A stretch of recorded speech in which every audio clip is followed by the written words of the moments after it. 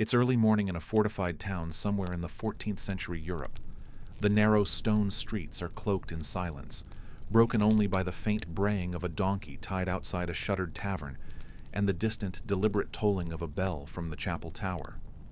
The sky above still wears the last hues of night, deep blue-gray, tinged with the faintest burn of orange on the horizon. Wisps of chimney smoke curl lazily into the cold air, signaling the slow waking of a town not yet in full motion. Inside a modest, timber-framed house near the weather-worn edge of the town walls, a man stirs from his straw-filled mattress before the sun has fully breached the rooftops.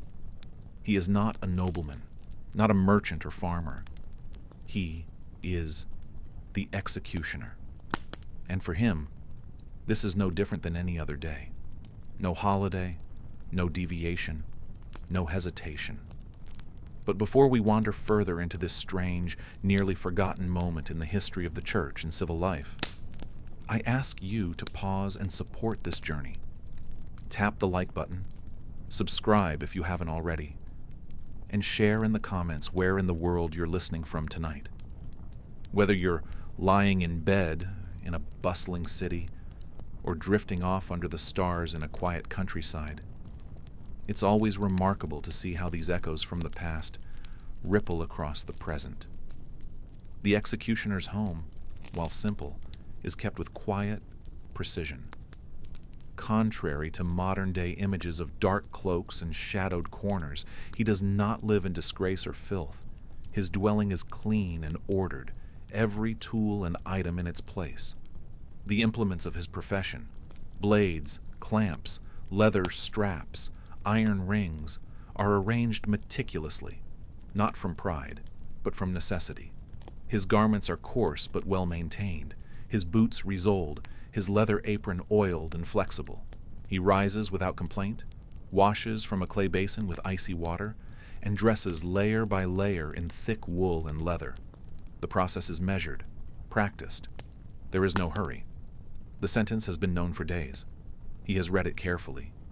He knows the man's name, the charge, the punishment, and the protocol. He eats plainly, a crust of barley bread, some firm cheese, a bruised pear. No prayer, no deliberation. He simply prepares. Few in the town dare meet his eyes. It is not shame that keeps them at a distance, but something deeper, more ancient, a communal superstition passed down like folklore. To look too long at the man who delivers death is to invite a mark, a whisper, a dark ripple through one's luck. To speak with him too freely is to risk being remembered in precisely the wrong way. And in these times, to be remembered wrongly could cost you everything. Yet, they rely on him. The magistrates require someone who will follow through with their verdicts. The public needs reassurance that rules are upheld, that transgressions meet their reckoning. Even the condemned, wretched as they may be, deserve something clean, something precise. And so the executioner fulfills his role. Isolated, yes, but necessary. Disliked, but never replaced. He steps out into the crisp morning air. The stone-paved alleys now hum with the earliest signs of waking life. Bakers pull hot loaves from ovens. Young apprentices sweep their masters' thresholds, muttering about frost and chores. Carts rumble with fresh hay and kindling. The executioner walks steadily, his pace firm but unhurried. He avoids neither eye contact nor greeting, but offers neither. In his leather satchel are his tools, whetstones, rags, water, and his instruments of work, bound in cloth. As he nears the jail, he nods once to the stationed guard. They exchange no words, but the gesture is enough. It is part of the rhythm, part of the order. The scaffold was raised the day before, its frame solid and freshly assembled. Wooden planks nailed tight, the platform high enough for all to see. Sand has been strewn across the base, a measure not of mercy, but of cleanliness. He ascends the steps with practiced eyes, scanning each board, testing the grain for cracks or instability. The cleaver is removed, its weight balanced in his hand, the edge tested not with a cut but with the brush of a practiced thumb. He fits the harness, checks the restraints, ensures every hinge and pin is secure. Then, he waits, his silhouette tall against the pale morning light. He stands at the edge of the platform, watching as the sunlight stretches longer and the town begins to stir in earnest. By mid-morning, the crowd will gather, not in a rush, but in rippling waves. Children too young to understand, dragged by older siblings, men seeking diversion from daily tedium, women with shawls drawn tight, murmuring prayers beneath their breath, shopkeepers and journeymen and those with nothing better to do. They will not come solely to witness the act, but to affirm the system that holds their world together. The spectacle is not the violence, but the ritual. Justice seen, punishment given, order preserved. For them, it is performance with consequence. For him, it is simple duty. The priest will arrive. The condemned will be led forward. Words will be spoken, final pleas perhaps uttered, and then, with no more ceremony than necessary, the executioner will do what he was tasked to do. One stroke, no flourish, no pageantry. When it is done, the body will be removed, the boards cleaned, the tools wrapped once more. He will descend the scaffold, walk home without a word, and melt back into the margins of the town. No applause, no remorse, just the slow return of stillness. That is his world, deliberate, quiet, and unchanging, until one day someone else rises before dawn, and the cycle begins anew. The morning sun has risen a little higher now, spilling pale light across the high stone walls and narrow passageways of the same quiet town. It stretches across the rooftops like a cautious hand, brushing windows, warming eaves, and gleaming faintly on the worn cobblestones. By now, the scent of baking bread has thickened the air, blending with the sharper tang of livestock, chimney soot, and the damp musk of old wooden beams that have weathered centuries of storms. The town's rhythm has quickened, boots tapping across courtyards, shutters creaking open, carts beginning to roll, but not with ease. There's something brittle in the morning, a sharpness behind every voice, a watchfulness in every eye. The townsfolk know what day it is. They have not forgotten. Inside the jail, behind doors thick with age and braced in rusted iron bands, the condemned man sits still, anchored to the chill of his small stone cell. He is young, no beard on his jaw, but his hands are rough from labor, calloused and bruised. Hands that worked, that carried, that held things now irrelevant. Bound in front of him, they rest quietly on his knees. His eyes are cast downward, staring into the dirt floor as if seeking something. Answers, strength, or just the numb passage of time. He has not spoken since the sky began to pale. The jailer brought him a clay cup of watered wine and a heel of bread, laid them gently on the ground, but he did not move. Across the cell, a priest dressed in faded robes murmurs a final prayer, voice low and steady, the same passage he has whispered to others before, though each time it seems to gather weight. The condemned does not respond. His silence is not dramatic. It is heavy, final. Whether rooted in fear, resignation, or a deeper defiance, no one knows. Outside, the scaffold rises like a black tooth in the center of the market square. Its wood is weathered, splintered, stained in places that the rain cannot cleanse. It stands amid the bones of daily life, market stalls half open, baskets of wilting greens pushed to one side, and a scattering of pigeons that flutter and coo nervously from perch to perch. Most merchants have either packed away their goods or shifted down the lanes, giving the structure a wide berth. Only a few linger, selling soft pears, boiled chestnuts, or mugs of thin ale to those who've come early for the spectacle. Children dart through the spaces between legs and barrels, some laughing, others wide-eyed and whispering. Laborers, caps in hand, lean against the walls, arms folded, waiting. Their tools hang from their belts, but the day's work will not begin until justice is performed. This is a town rooted in order, steeped in routine. But even here, where punishment is familiar and consequence expected, each execution leaves a mark, a shadow passed from glance to glance, a quiet that doesn't fully lift. A bell rings once, then twice. Its clear tone slices through the morning air, pausing conversations mid-word and turning heads as though on cue. The procession begins. From the end of the narrow lane, the jailer appears first, keys jangling at his hip with each step. Behind him, the priest follows, his rosary coiled in his fingers like a lifeline, lips still moving with prayer. Then comes the condemned, flanked by 2 guards in worn leather armor. His head remains bowed, shoulders hunched, steps slow but steady. His chains clink against the cobbles with a rhythm all their own.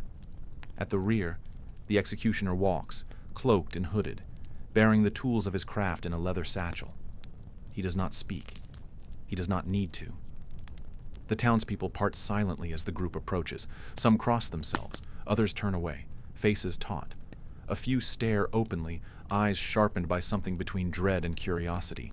Most simply watch, still, breath held, as though trying to absorb every detail without fully knowing why. When they reach the scaffold, the condemned hesitates. One guard murmurs something close to his ear, not unkindly. The young man nods faintly, then begins to climb the stairs. The priest is beside him, still whispering scripture. The executioner follows, every movement deliberate. No declarations are made. The sentence has been known. The crime discussed. The townspeople need no theater. The condemned kneels at the center of the platform, and the executioner fastens the strap with practiced precision. He checks the blade, steps back, then into position. The final moment is still, not quiet in the natural way of a resting town, but in the hollow, breathless hush that comes just before something irreversible. There is no breeze, no murmurs, just the silence of a crowd holding breath. Then the blade falls, a sound, brief, final, and then an exhale from the crowd. Some lower their heads. A few wipe at tears, quickly, discreetly. Others turn and leave, boots crunching on gravel, already rejoining the rhythm of their day. The body is removed with efficiency, the platform washed, the wood rinsed clean of what it cannot forget. The executioner packs his tools and vanishes into the folds of the town. By midday, the market square will stir again. A dog will bark at a passing cart. A vendor will laugh too loudly. A young couple will sneak away from prying eyes. But beneath every step and every smile will remain the memory, not spoken, not shared, but etched. A mark in the cycle, a thread in the weave of law, punishment, and the unquiet space that lies between them. The sun over ancient Rome did not rise gently. It spilled molten gold across the cracked terracotta rooftops and gleamed off the fading brilliance of white marble temples, casting long, sharp shadows that stretched like memories across the waking city. The light settled not as a gentle blessing, but as a bold claim over a world already trembling beneath the weight of its own history. As the morning heat slinked into the narrow alleys and wide boulevards, the Forum began to stir. Merchants, older now and wearier than generations past, arranged worn wares in aging wooden stalls. Temple priests lit incense with hands that shook, not from age, but from the uncertainty that had gripped the city. Slaves, those who still remained, swept the porticos of villas more silent than grand. This morning held a different scent in the air, not of bread or oil, but of something intangible. An ending, whispered through rustling leaves and echoed in hollow footsteps. It was the kind of silence that doesn't follow noise, but instead replaces it. A hush that feels permanent. Rome in the 5th century was no longer the Rome of marble, glory, and steel discipline.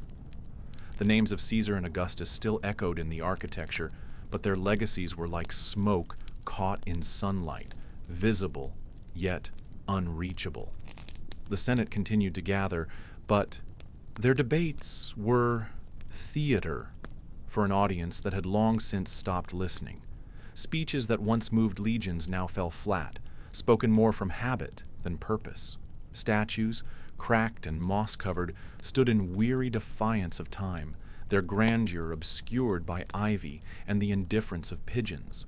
Citizens still called their home Roma Eterna, the eternal city, but it was spoken now with irony, or with the kind of desperate hope that trembles just before despair. The grain ships from Africa arrived less and less, the ports haunted by silence rather than the shout of sailors. Aqueducts that had once sung with water now coughed and stammered, their flow reduced to a trickle. Roads, Rome's veins, remained straight and stony, but they no longer pulsed with legions and imperial order. They now led only to echoes, to broken milestones and overgrown shrines. Travelers who once marveled at Rome now passed it by, their eyes set on survival, not splendor. In the hills and valleys beyond the city, countryside estates were no longer sanctuaries of poetry and wine. Landlords, stripped of imperial protection, transformed their villas into strongholds. What had once been retreats of mosaic floors and sculpted gardens became grim, fortified islands in a sea of chaos. Arrow slits pierced frescoed walls, wine cellars became armories. The peasants no longer paid taxes to distant governors. They pledged allegiance to the sword-wielding men who lived within the walls, men who could offer something the empire could not: immediate protection. The Roman army, once the terror of the known world, had become a patchwork of desperation. Mercenaries filled the ranks, Goths, Franks, Vandals, hired with promises instead of gold.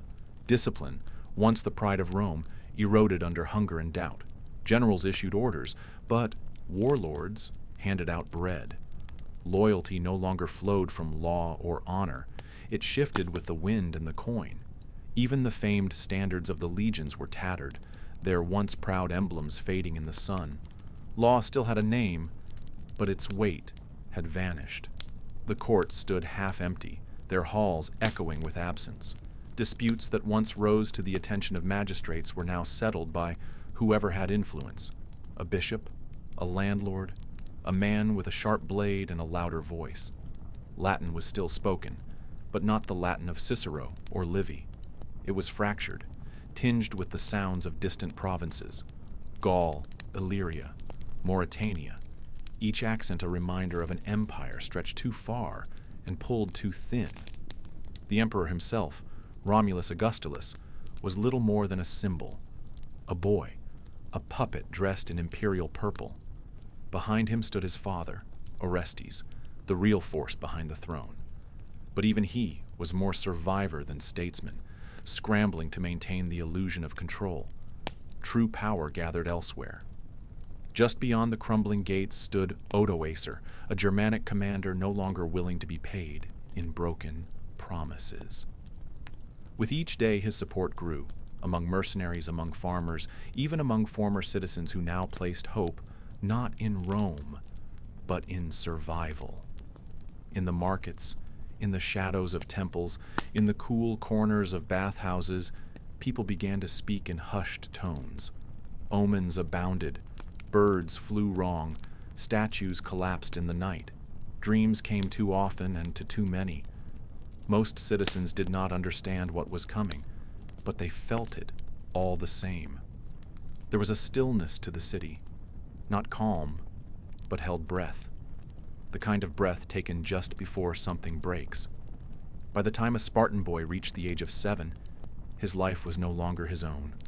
He was seized from the comfort of his mother's embrace and thrown into the harsh structure of the agage, a brutal, state-sponsored training program created not to nurture but to break and rebuild. Childhood, as most of us understand it, vanished overnight. There were no lullabies, no soft blankets, no tender good nights. In their place stood barked orders, blistered hands, and a daily expectation to withstand agony. The Agoge was not simply a military school, it was a relentless crucible. An unforgiving furnace that stripped away weakness and forged human beings into living weapons. A boy was not expected merely to grow. He was expected to survive through suffering, to adapt without pity, and to form a deep intimacy with pain as his constant companion. He slept not in beds, but on bundles of reeds he had to gather by hand, usually from cold and treacherous marshlands, and always without tools. If he shivered, he was scorned as soft. If he complained, he invited ridicule. Each boy received a single cloak per year, no matter the weather. There were no shoes. Spartan children were made to train barefoot through biting winters and across sharp, stony ground, learning to ignore frostbite and bleeding feet. Their meals were deliberately insufficient, not to sustain, but to teach hunger, to inspire cunning. Starvation was routine. Boys were expected to steal food, not as rebellion, but as survival. Yet if they were caught, they weren't punished for stealing. They were punished for being incompetent enough to get caught. The lesson was clear. Success was survival. Failure was disgrace. Daily beatings weren't for discipline. They were exercises in endurance. Boys were whipped to teach obedience and to build pain tolerance. They were expected to remain silent as the lash bit into their backs. Crying or wincing wasn't seen as weakness. It was seen as betrayal, a stain on the entire cohort. Loyalty was not cultivated through care, but carved into their flesh through shared punishment and quiet agony. From early morning until nightfall, the boys followed a merciless routine. Physical drills, hand-to-hand combat, endurance tests, and obedience training consumed every hour. They learned to survive in the wild, to navigate terrain, and to obey the state above all else. Reading and writing were taught, but deliberately limited. Intellectualism was viewed with suspicion. Too many words made a man soft. What mattered most was power, discipline, and lethal precision. Boys were always being watched. Every action was measured, compared, and judged. They competed constantly, with older boys dominating the younger through sanctioned violence and enforced submission. Hierarchies mimicked the rigid structures of Sparta's army. Advancement wasn't based on cleverness or creativity, but on raw strength and the ability to dominate without mercy. Despite all of this, some boys thrived in this cruel arena. They absorbed the lessons of Sparta, fearlessness, obedience, the willingness to die for their polis, as unshakable truths. But even for those who excelled, there was no joy in childhood, only the satisfaction of surviving it. The Spartan state did not raise children. It did not nurture young lives. It forged them, like iron in a furnace. It did not want boys. It wanted tools, instruments of war. From a modern perspective, it's nearly incomprehensible. A life where tenderness is forbidden, where family is discarded for the sake of state, where individuality is erased before it can even bloom. In Sparta, compassion was not a virtue. Suffering was not something to be eased. It was a trial by fire, and only those who did not break were deemed worthy. Those who wept too often or failed to conform were outcasts, humiliated, or worse. In Sparta, you weren't born a citizen. You had to earn that title through pain, obedience, and silence. Every scar was proof of loyalty. Every broken bone was a pledge. And in that brutal silence, Sparta shaped one of the most feared warrior societies in human history. Imagine yourself waking just before dawn in the Republic of Florence during the 15th century, an era ablaze with creative fire, intrigue, and ambition. The cobblestones beneath your feet are still slick from a passing storm, the air sweet with the scent of whetstone, wood smoke, and the faint bloom of garden herbs from behind shuttered courtyards. The lanterns flicker as figures in heavy cloaks shuffle to morning mass, and somewhere deeper in the alleyways, a merchant shouts to unload fish still wriggling from the Arno. This was a city balanced delicately between medieval ritual and the fierce self-confidence of a society rediscovering its classical inheritance. Every morning here began not just with the tolling of church bells or the calls of vendors, but with the quiet resurgence of ambition, the tension of competing guilds, whispers of conspiracies, and the rising chatter of artists and scholars trading inspiration in the narrow stone corridors of the city.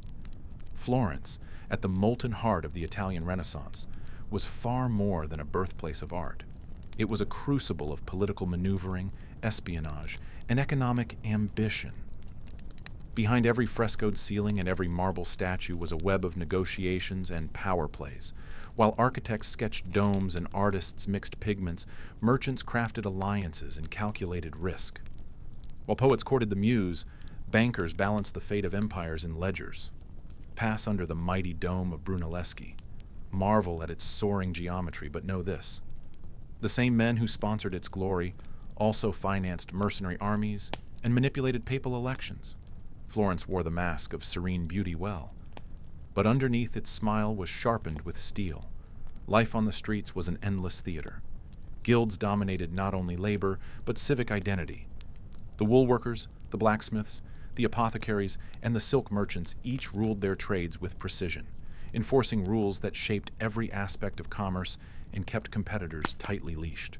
Ambition was everywhere, but access was not. Birth and favor opened doors more often than genius. Still, a lucky or wily soul could climb. Lavish palaces of carved stone stood alongside tenements. The same square that hosted a noble wedding could, the next week, echo with the screams of a public execution. A Medici feast might stretch for hours inside halls lit with golden candelabras, while barefoot children scavenged scraps outside. Yet Florence was not merely a stage for the powerful.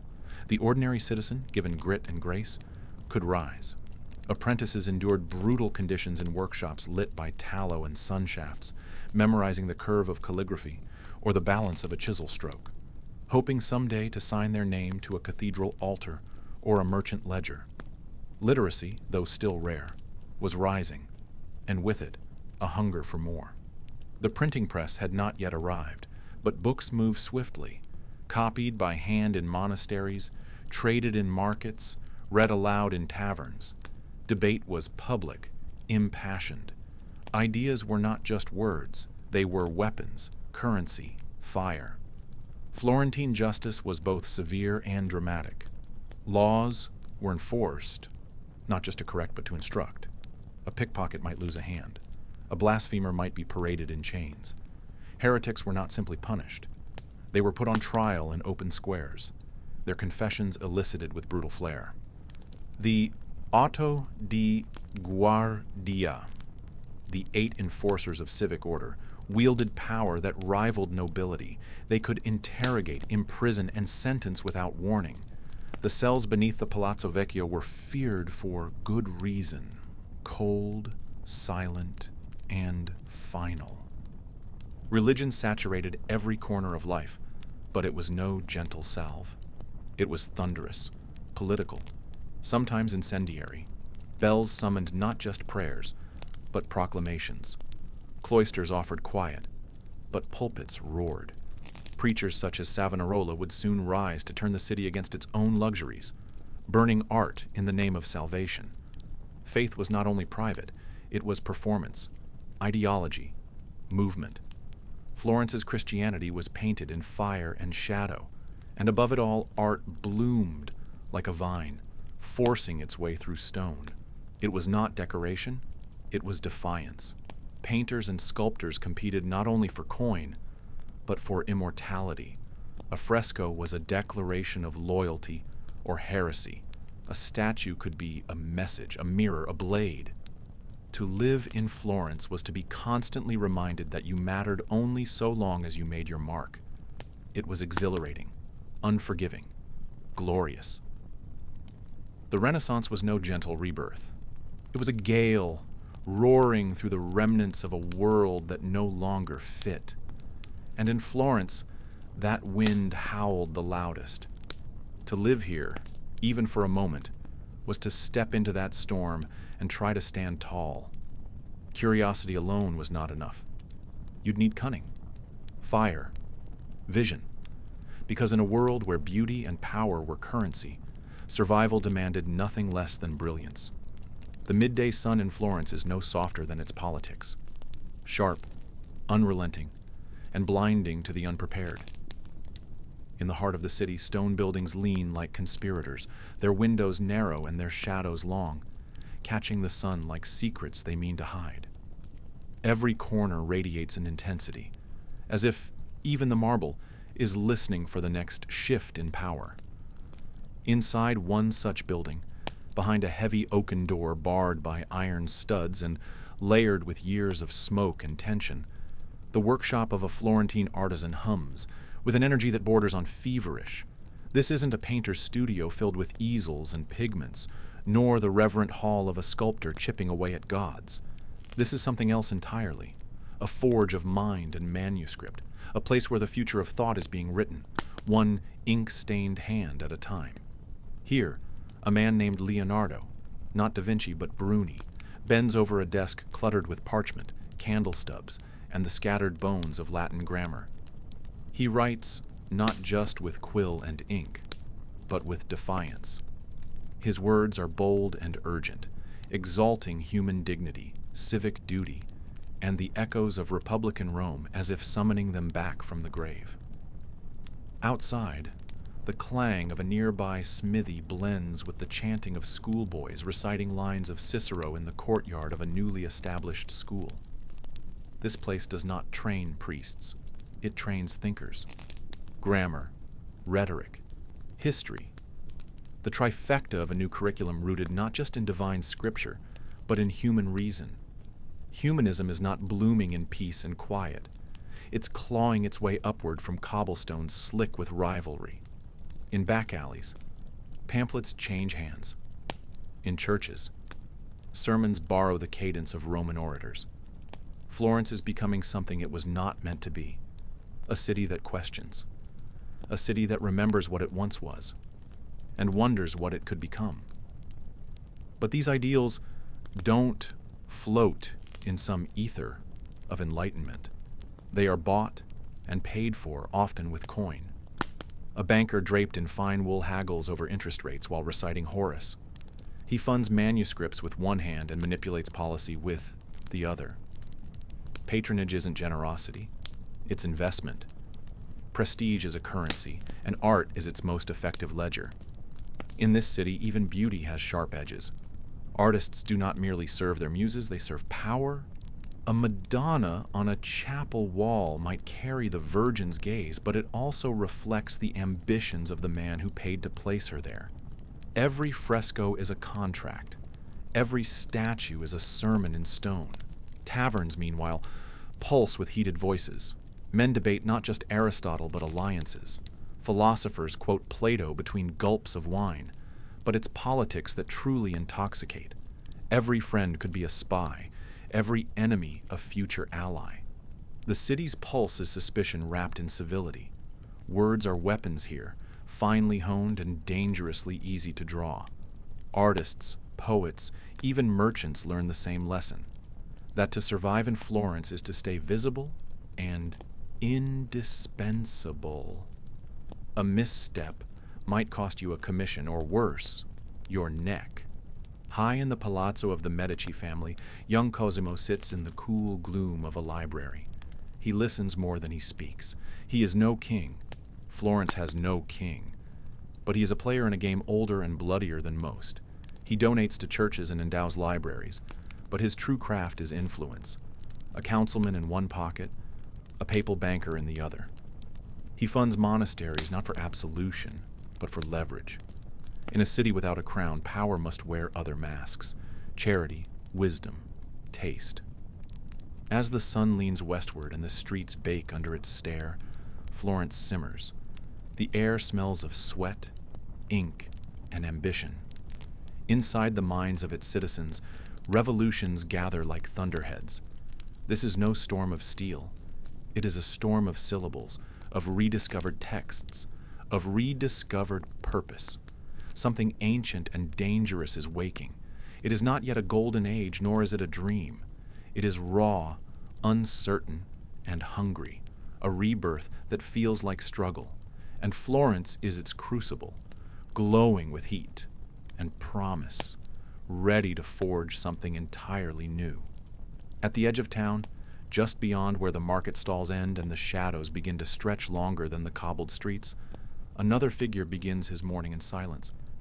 He's not a merchant with goods to sell, nor a noble with titles to display, nor a scholar weighed down by books. He's a man set apart by purpose alone. In Florence, and in every medieval city with a scaffold and a square, he is known without being known. He is the executioner, not a villain nor a beast, but a man who walks among others while never truly being of them. His name is rarely spoken aloud. His home is passed in silence, yet his presence is felt in every judgment passed by city councils and magistrates who sign papers with ink, but leave him to mark justice in blood. His tools are not displayed like the weapons of a knight, but are kept hidden, bundled in oiled cloths beneath his floorboards, away from both pride and prying eyes. The axe is sharpened with precision, not reverence. The rope is checked, measured, coiled neatly like a farmer tending to harnesses before plowing a stubborn field. To him, these instruments are not emblems of violence. They are tools, plain and unglamorous, required by the brutal theater of justice. His morning routines are humble and methodical, cleaning the block, inspecting the platform for rot or weakness, stacking wood to ensure dry footing. There are no fanfares for his labor, no apprentices eager to learn, just silence and necessity. He does not choose the condemned. That power rests with those who speak in chambers, those with powdered wigs or fur-lined robes, those who pass verdicts without ever hearing the final breath. He is summoned when their deliberations are done, when their clean hands need a proxy. And though the crowd jeers and calls him butcher, the truth is far more complex. To execute is not to murder, it is to fulfill the grim instructions of law. And yet every life ended by his hand is etched into his memory. One slip, one poorly placed blow, and the town will murmur for days, gossip swelling like a bruise. But a clean, swift end earns nothing. No praise, no recognition, just a returned silence. His home is modest and distant, tucked beyond the last house on the lane, past the hedgerow few dare pass. No decree commands this isolation. It is enforced by centuries of superstition, of inherited fear. The children whisper stories, women avert their gaze. Even the beggars, ever eager for coin, hesitate before accepting a crumb from his hand. In this unchosen solitude, he has built his own order. No feast days are held in his name. No guild accepts his membership. He moves to a rhythm alien to others. But in that rhythm, he has shaped something close to dignity. By candlelight, in the evenings, he reads, not manuals of pain or blood, but scripture and philosophy. Seneca, Augustine. Sometimes Dante, who speaks of justice and sin as if they were bricks laid beneath Florence herself. He does not read to justify. He reads to remember, to keep something alive within him that can so easily be swallowed by routine. He knows too well what happens when men forget the weight of what they do. He drinks only sparingly. He speaks even less. And when he does, his voice is quieter than one might expect. There is a softness to his hands, evident not only in the careful maintenance of the executioner's stage, but in how he mends broken crates or stitches worn leather straps. He tends a garden behind his home, a narrow patch of soil lined with rosemary, sage, and lavender. Rosemary, especially, not for seasoning, but for remembrance. It is said to ward off spirits, and he lets people believe that. But to him, the ghosts it wards off are within, and time moves forward, as it always does.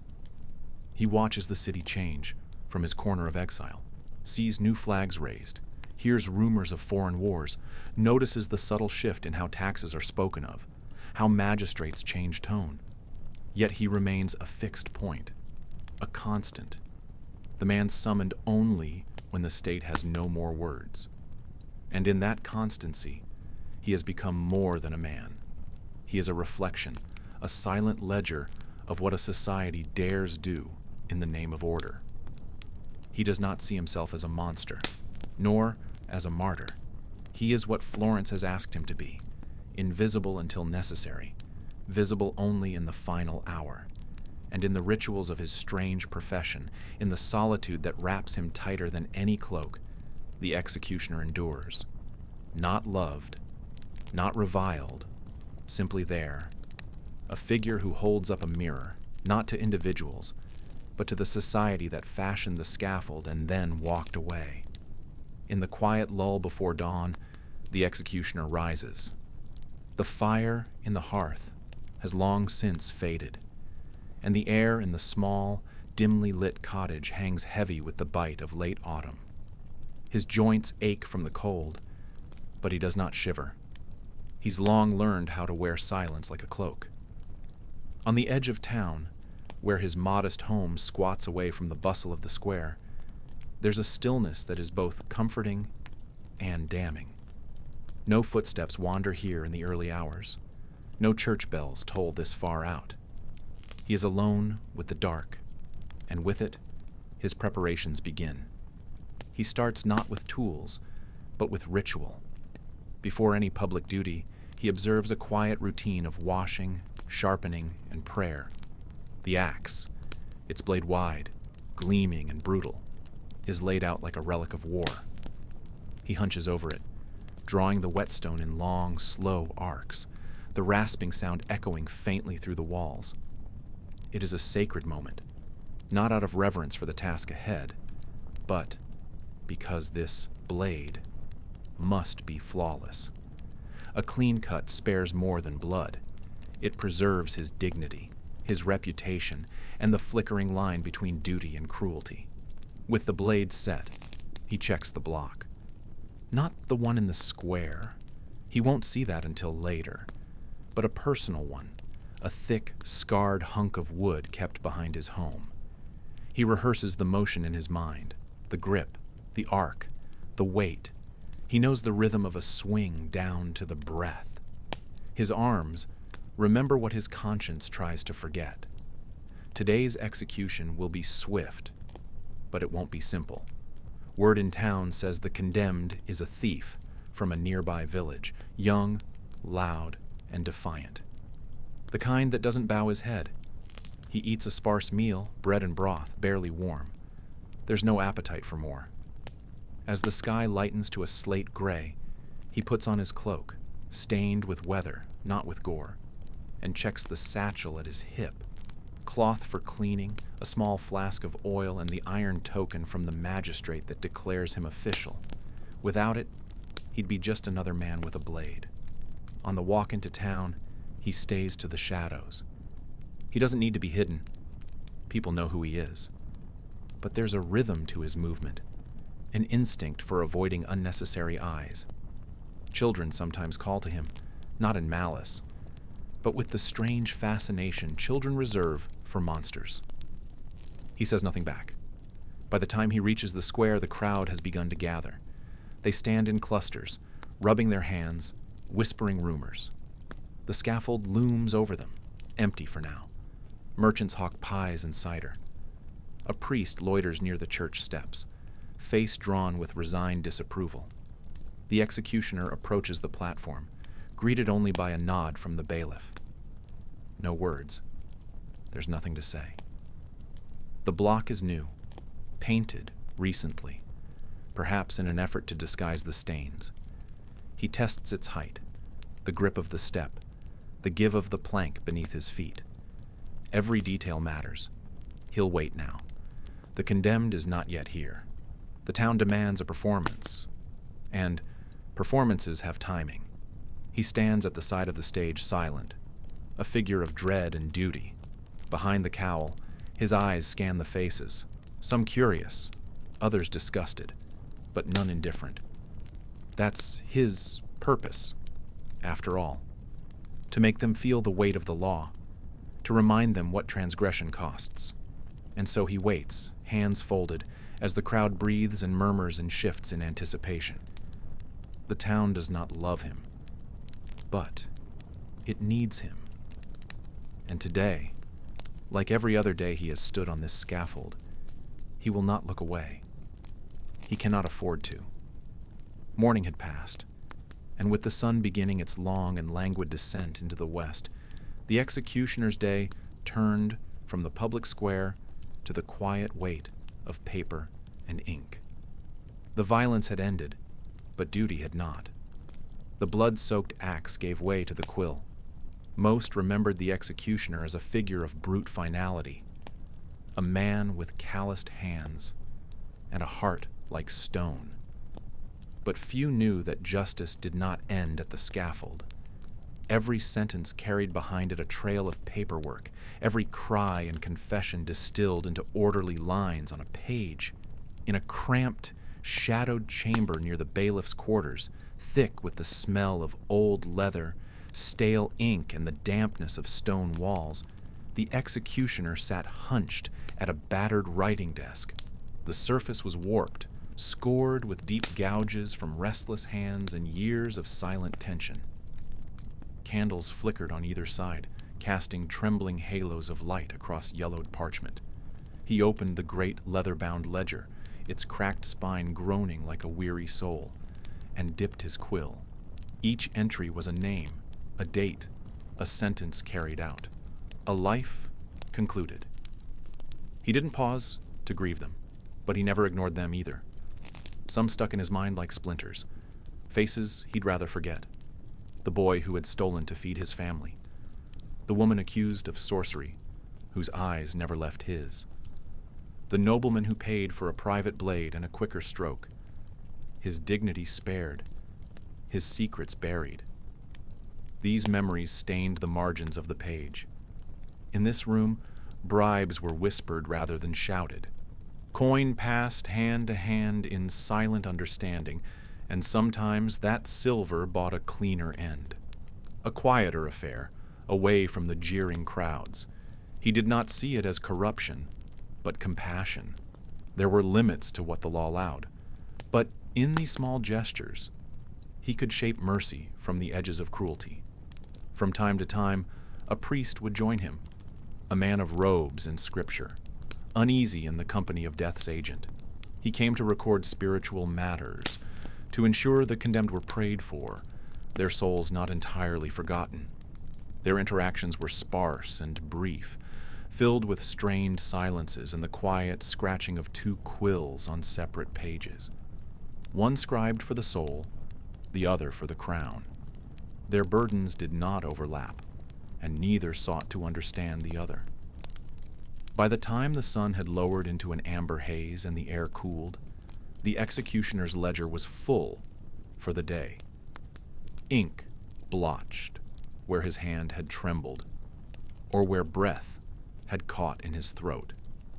He tied the ribbon around the covers with the same solemnity he used to bind a man's wrists. The book was heavy, not just in weight, but in what it carried. Names lost to time, lives ended by law, recorded not with judgment, but with permanence. Outside, the town carried on.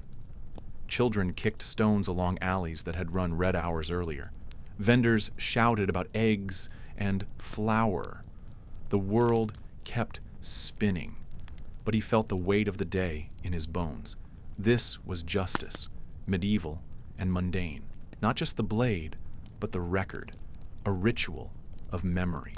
And though no one thanked him, though no one looked him in the eye, he kept the pages turning. For he knew that what was done in shadow mattered just as much as what was done in sunlight. By the time the executioner reached the 10th hour of his day, the sun hung low on the horizon, casting long golden shadows across the cobbled streets of the medieval town. The crowds had mostly dispersed, returning to their hearths and dinners, their bloodlust momentarily sated. The square, once alive with jeers and whispers, was quiet now. The scaffold, that grim centerpiece, stood empty but not forgotten, its boards soaked with memory. The executioner lingered for a moment longer, as if to ensure no spirit had been left unclaimed by the day's work. His leather gloves, stiff with use, came off with effort. His hands beneath were not calloused in the usual sense, but thickened, the skin warped from years of work. Weather, blade, and blood leaving their marks. He removed his cowl next, revealing a face not monstrous but human, one that carried the weary solemnity of a man who had done what others would not. In a nearby basin, he washed, meticulously. Not from fear of disease, though that fear always hovered, but because it was the only ritual that brought the day to a close. Cold water, coarse soap, and silence. Inside his quarters, which were modest but clean, he shed the rest of his gear: the outer coat, reinforced boots, utility belt, each piece placed with care. The tools of his trade, axe, sword, iron implements, were already cleaned, their edges wiped and honed earlier in the day. He never let them go, to rest stained. Rust was not merely a nuisance but a sign of disrespect for the tools, and by extension, for the job itself. Respect, oddly enough, played a large part in this brutal profession. Respect for the condemned, for the process, even, in rare cases, for the audience. Dinner was plain: dark bread, some pickled vegetables, and a small cut of meat, likely venison or boar. It was not a meal to savor so much as one to finish. Hunger came second to reflection. He often ate slowly, replaying the day in his mind. Had the blade met bone too harshly? Did the crowd cross the line from witness to predator? Did the condemned look him in the eye, or did they flinch away in the end? Every answer mattered. They shaped the next morning. Occasionally there would be a knock at his door, someone from the guild, a clerk from the magistrate, even a priest. They brought requests, sometimes pleas. A condemned man wanted a final word delivered to his widow. A merchant offered coin for a quick end, should his trial go badly. A nobleman's servant came to ensure the executioner's discretion in a case tangled with politics. These conversations were quiet, transactional, and often tinged with desperation. When night finally settled in, the executioner sat by a single candle. He owned a few books, mostly old medical texts, anatomical diagrams, and copies of public edicts. He read not for pleasure, but for understanding. To know how the body came apart was to know how best to end it swiftly. To read the law was to know when to question orders, or at least how to prepare when a sentence reeked of injustice. He was not a judge, but he was the last in the line of judgment. Sleep did not come easily, though he never tossed or cried out. He had long since passed the point of nightmares. The bed was simple: wood frame, straw-stuffed mattress, wool blanket. Above it there were no icons or charms, no symbols to ward off spirits or bad dreams, just the ceiling beams and the quiet creak of the old house settling. Before he closed his eyes, he would often murmur a single sentence. Not a prayer exactly, but a kind of mantra. Let the work be done cleanly. Let the dead rest lightly. Then he would close his eyes, alone in the dark, until the morning bell called him to begin again. In the cold stone heart of the city, as dawn gave way to morning, the executioner's duties began to shift.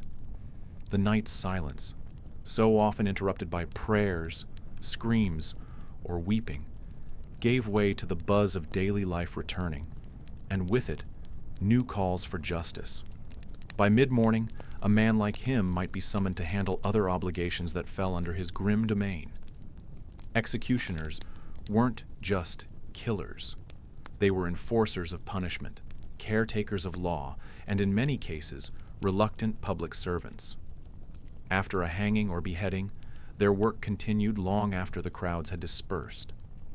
The body had to be dealt with, not merely removed, but displayed.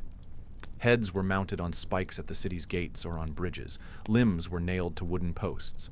These were not acts of cruelty for cruelty's sake. They were warnings, carefully placed signs that the law had eyes and memory. On this particular day, The executioner moved through the market square with 2 guards trailing behind him. In his arms, wrapped in cloth, he carried a severed hand. A thief's hand, taken clean at the wrist at dawn for stealing from a nobleman's stables. Now this hand would be nailed above the eastern gate, as ordered by the magistrate. It was grotesque, but it was also routine. For the executioner, the horror of the work was something he'd buried long ago beneath layers of callous, repetition, and societal necessity. His hands, thick with scar tissue and burns from the forge, barely trembled as he held the grisly token. The blacksmith greeted him without a word, simply handing him the iron nails and small hammer he would need.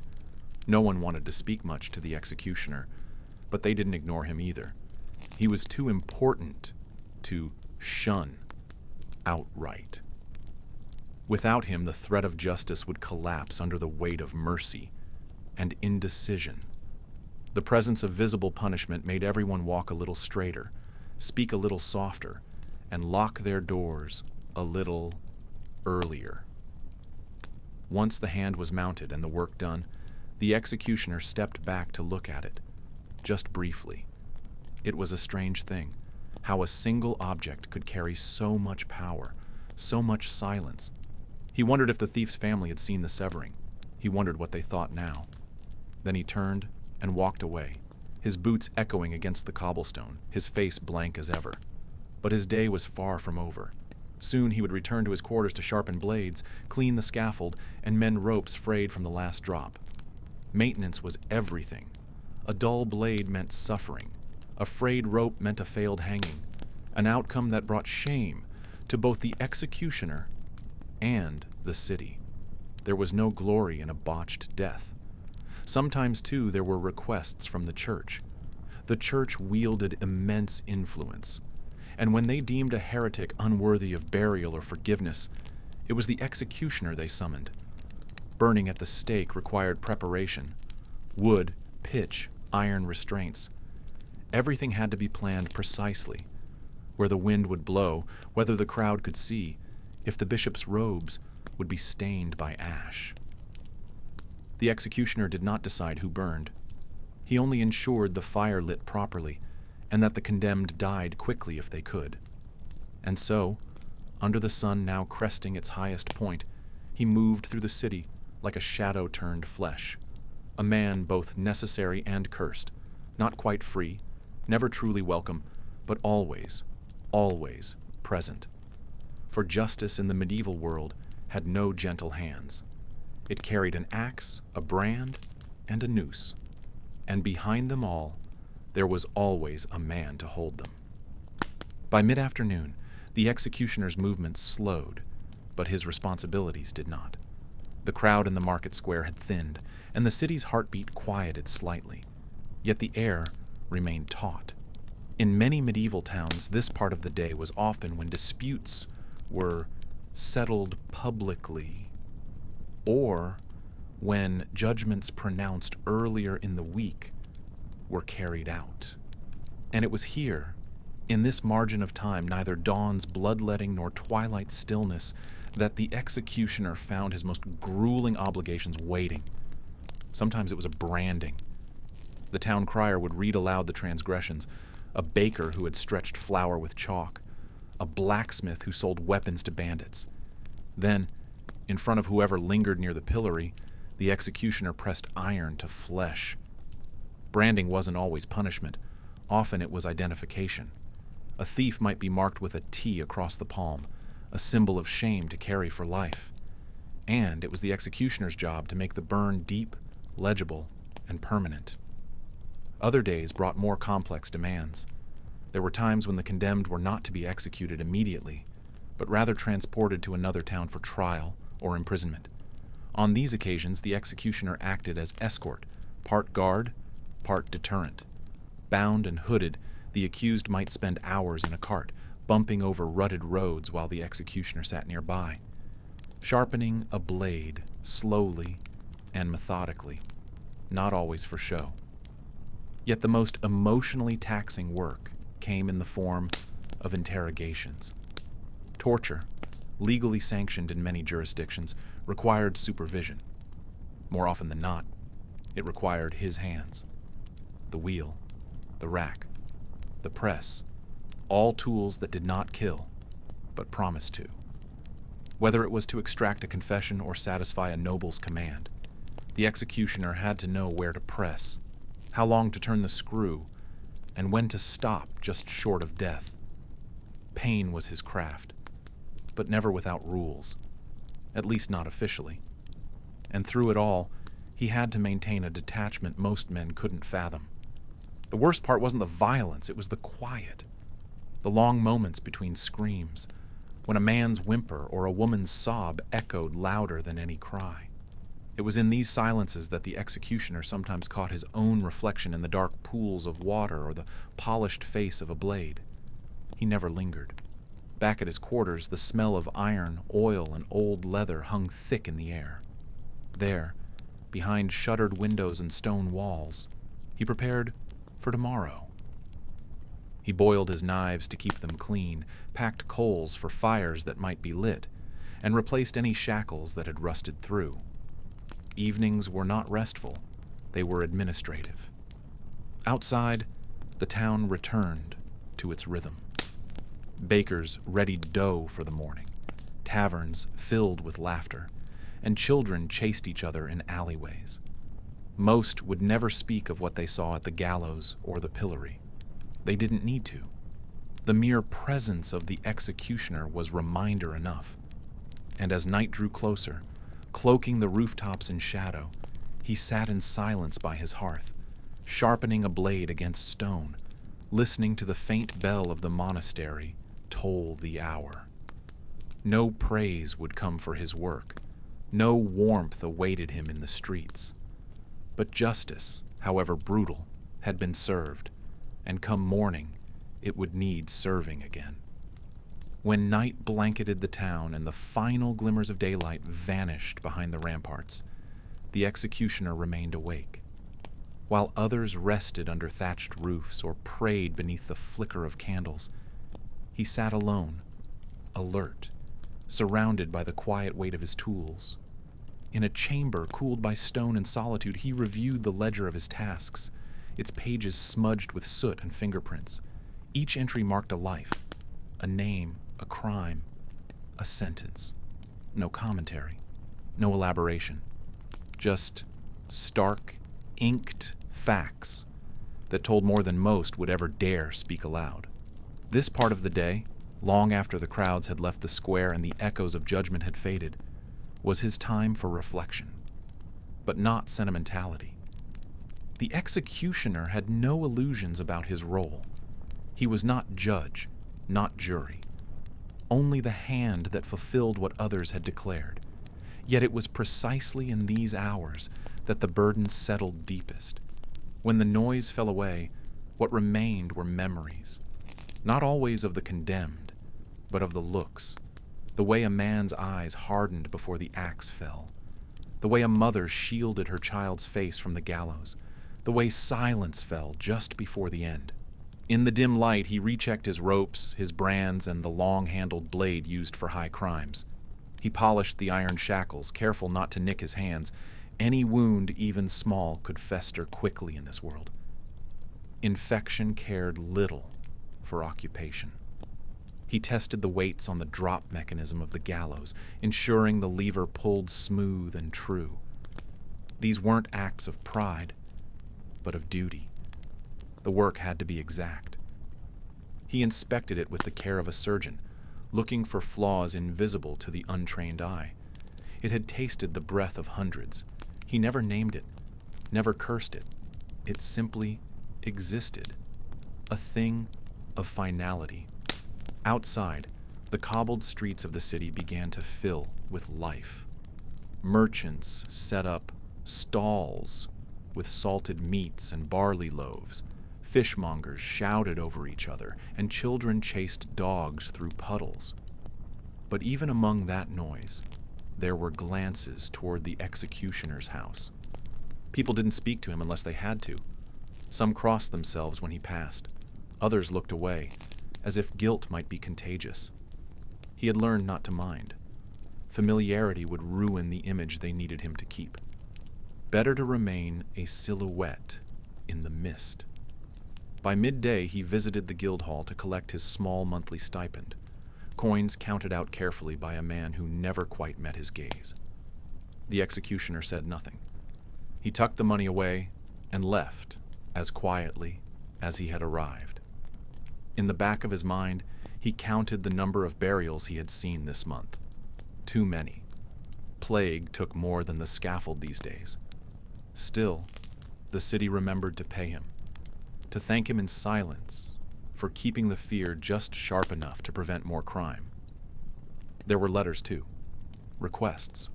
Small towns and villages nearby sometimes sent word. They had no gallows of their own. No rope hands.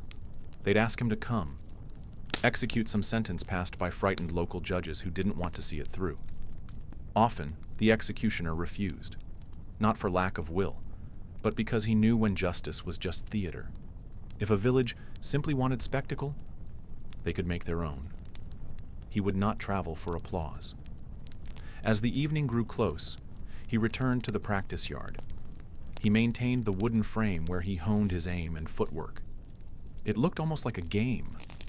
A ring marked in chalk. Targets shaped like human torsos, a silent audience of crows on the roof above. Here, he worked in private, refining the swing, steadying his breath. Precision mattered more than strength. One clean strike was not mercy, it was duty. In the city tavern that night, his name was not spoken, but his presence was felt. Rumors spread. They always did.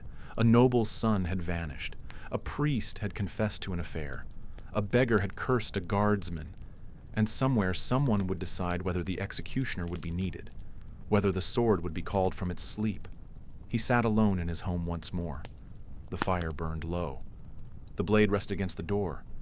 And in that fragile silence between days, he wondered, not for the first time, if the city dreamed of freedom from men like him, or if it had simply forgotten how to live without them. In the quiet before dawn, the executioner stirs from a restless sleep. His home, a modest stone dwelling on the edge of the village, is neither warm nor particularly welcoming.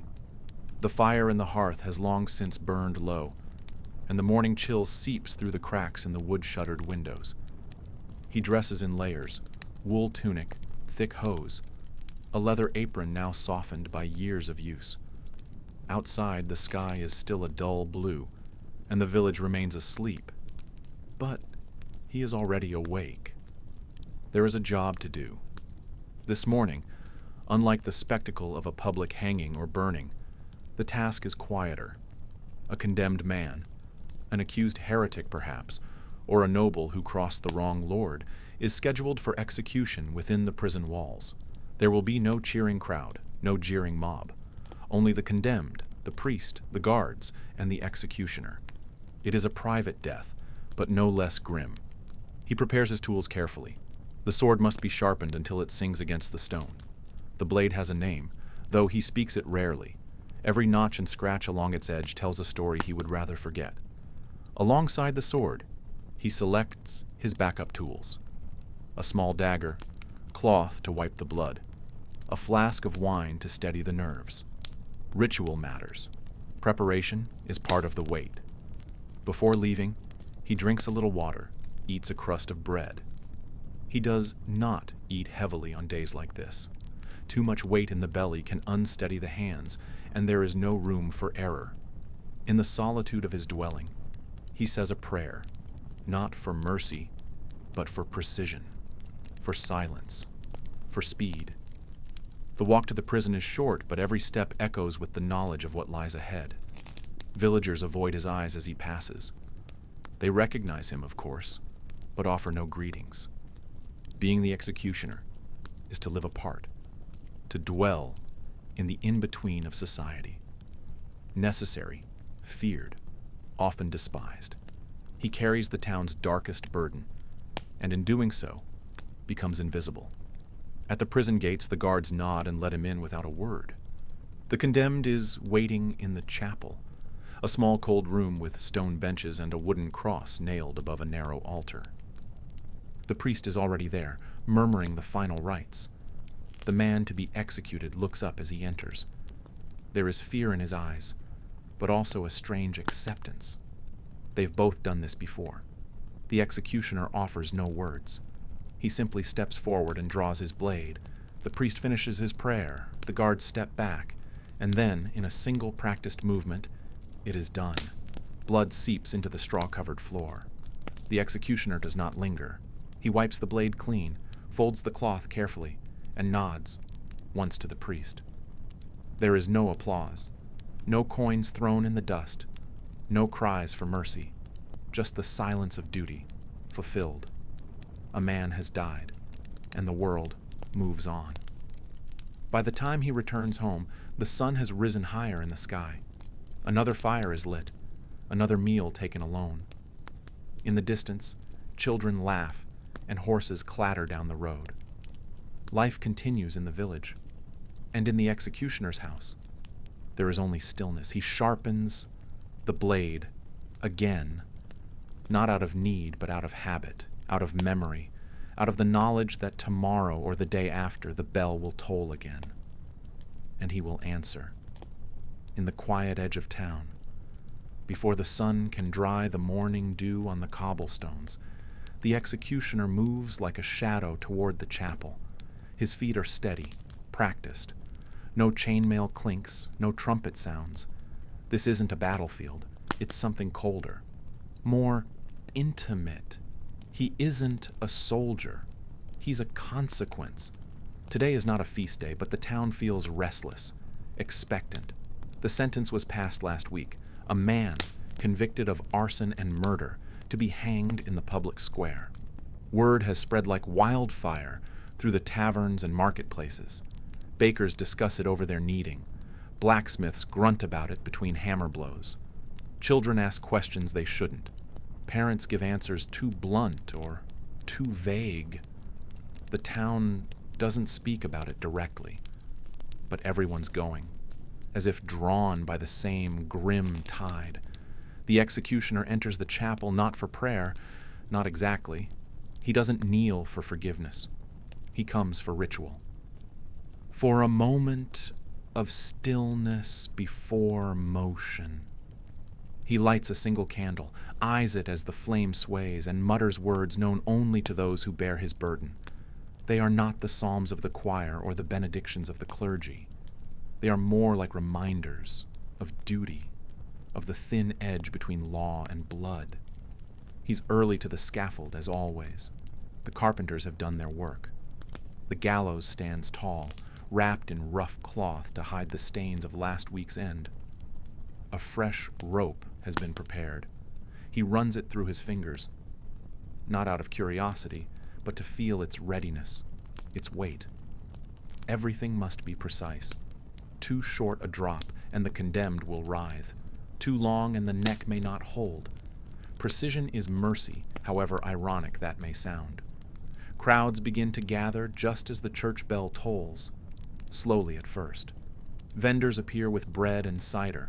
Children slip under barriers. Townsfolk claim spots with the view. There's a rhythm to this morbid assembly. The executioner watches from behind the scaffold curtain, not hiding, just waiting. He's not supposed to be the focus. The condemned arrives in chains, escorted by guards who look everywhere except at his face. He stumbles. He mumbles. Some curse, some cry. This one walks quietly, eyes half closed, lips moving in what might be prayer or disbelief. The priest walks beside him, holding a wooden cross. The executioner steps out. He doesn't speak to the crowd. He doesn't have to. They didn't come to hear him. He addresses only the condemned. A short exchange, barely audible. Then, the hood, the binding of wrists, the final check of the rope. In the eyes of the crowd, he is now no longer a man. He is the hand of the state. And then, the lever. A sound like thunder contained in a single second. A gasp. Then silence. Always silence. It's not celebration. It's not mourning. It's the strange, suspended breath of people seeing something they cannot explain, but also cannot look away from. The justice has been carried out. When the body is removed and the square slowly empties, the executioner stays. He inspects the mechanism. He cleans the blood with water and cloth. He makes sure no trace remains to disrupt the market that will resume tomorrow. And when the last voice fades into the alleys, he walks home alone.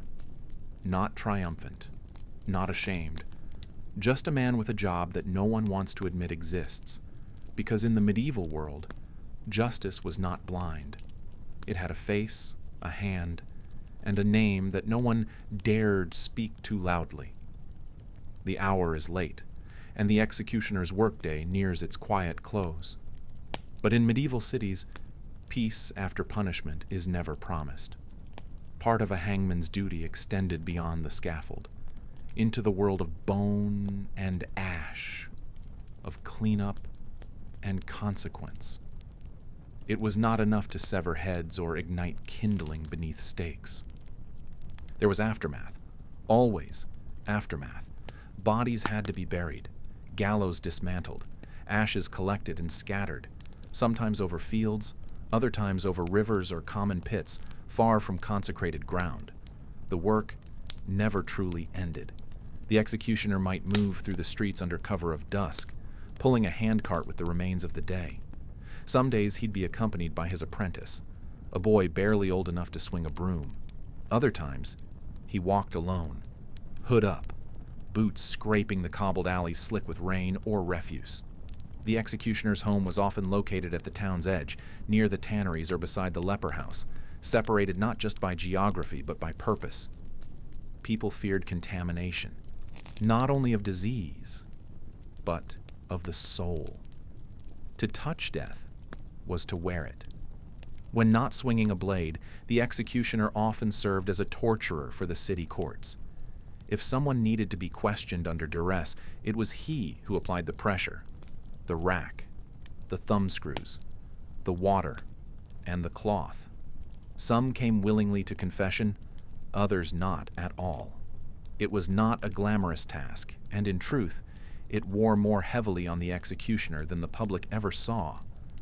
Though he might appear composed on the scaffold, there were sleepless nights, dreams haunted by moans and cracking bones. Still, society needed its enforcers. Cities needed someone to carry out the law. And so, the executioner remained, a fixture of order and fear. Occasionally, he received strange requests. A nobleman needing a duel officiated, a merchant wanting a cursed object disposed of, a widow claiming her late husband walked the cemetery paths after midnight. Superstition and justice often blurred. The executioner handled all, with few words and a reputation that kept fools at a distance. Behind closed doors, however, he lived a different life. A wife, if he was lucky. Children, maybe. A garden with cabbage and onions. He paid taxes, lit candles for saints, and occasionally received letters of thanks from city officials. Rare, but they came. Small tokens to acknowledge that, without him, chaos would rise. His was not the life of a butcher or a priest, but some twisted amalgam of both. And when the day was done, he would clean his tools by lamplight. The blade was wiped clean, polished with oil, then wrapped in cloth. The rope was coiled and hung in the cellar. No prayers were said over these items, only the practical gestures of a man who knew his instruments well. Tomorrow, there might be another name posted outside the city hall. Another crime. Another sentence. And so he prepared. Always prepared. Because justice never slept, and neither, it seemed, did its most feared servant. Evening in the city did not come with softness.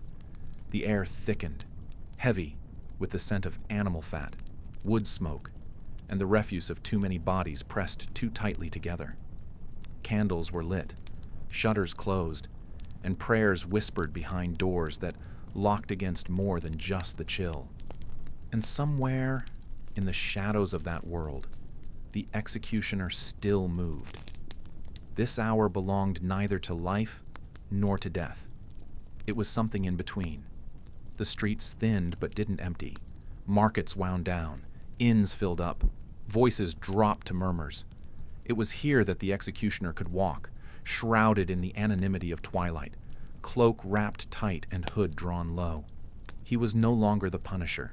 He was just another figure disappearing into the dark. Some nights he would not go home. There were places he could vanish to, away from the eyes of those who feared or hated him. A bakery with no customers after dusk, a widow's cellar, an abandoned corner of the abbey's lower vaults. These were his havens, pieces of a city most people never saw, where the guilty hid and the forsaken waited, and the truth was less tidy than the records kept at court. And yet, in that darkness, even he had routines. His tools were always cleaned, regardless of the hour. The edge of the sword was checked, the axe polished, the rope coiled and stored with a kind of reverence. Because no matter the blood or the screams, no matter how many jeered or turned away, this was his duty. This was his craft. To falter was to shame not only himself but the city that paid him and the system that depended on fear and finality. He would sometimes sit alone and recite the names, not aloud, not even fully formed in his mind, just a whisper of memory. The thief, the noble, the heretic, the child. They each took something from him, and in return, he had taken everything from them. At times, he wondered what it might be like to leave, to walk into the hills and never return, to be nameless again, to let the people find someone else to carry the burden of the axe.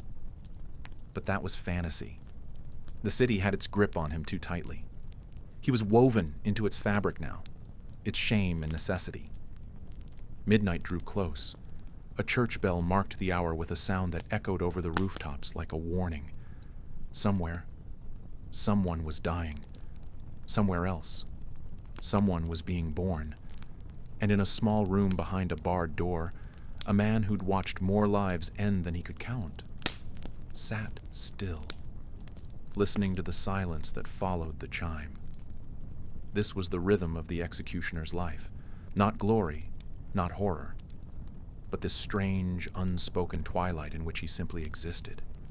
And when dawn came again, so too would the duties, the faces, the names. The city would wake, justice would rise, and the man with the blade would once again step into the light, carrying the weight of history on his shoulders, unseen and unforgettable. The day drags on, and with it, the weight of unseen consequence. By the time an executioner reaches the latter stages of his career, he's lived through decades of shifting faces, some defiant, some broken, some frighteningly serene. Every town square becomes a stage, every sentence a script he knows by heart. But what never dulls is the silence that follows. The moments when the cheering crowds dissolve, the blood is rinsed away, and all that remains is a man, alone, with the memory of those final looks. By part 20 of this life, the toll isn't just physical, it's psychological. The repetition of ritual, the cycle of guilt and duty, begins to erode the edges of a person's identity. In most medieval towns, the executioner still lives apart, perhaps allowed to walk the markets, but never truly among the crowd. No matter how many times he does his job, he is never invited into their homes, never asked to share a meal, unless in hushed apology. He is both necessary and avoided, a ghost in broad daylight. And so he adapts.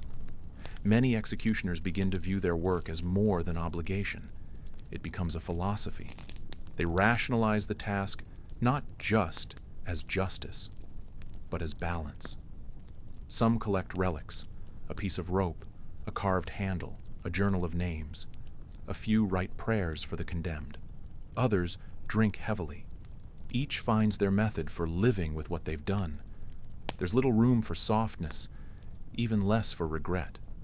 By now, he knows the full choreography of an execution without thought, the way the block must be angled, the weight of a blade, the shift in a body, just before the end. But there is a deeper knowledge that cannot be learned from tools alone.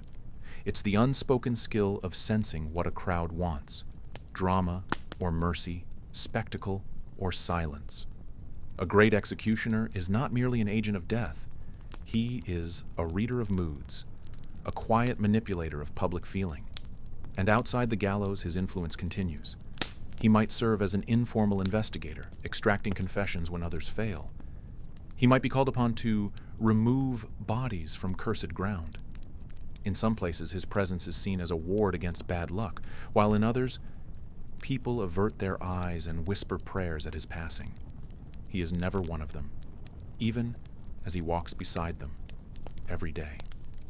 But even legends age, bones ache, fingers tremble, and the time comes when the executioner must wonder what becomes of his own end. Will he die in peace, or face the very tools he once wielded?